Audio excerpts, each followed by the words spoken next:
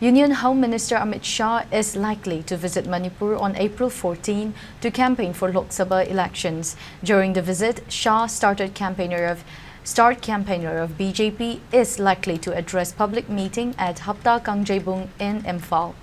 Preparations are underway for the visit. Shah last visited the state on May 29 last year amid the ethnic violence and stayed for 3 days. Imphal East District Magistrate Daina Kumantem said permission has been granted for public meeting from 8 a.m. to 4 p.m. in which, along with Shah, Chief Minister N. Biren Singh and other BJP leaders are also likely to be present.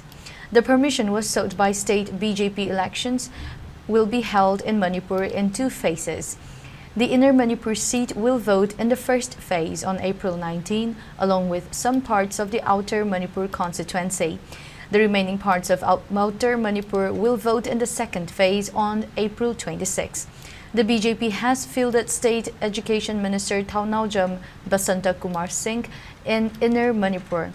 It has not fielded any candidate in Outer Manipur and extended support to Naga People's Front candidate Kachui Timothy Zimik.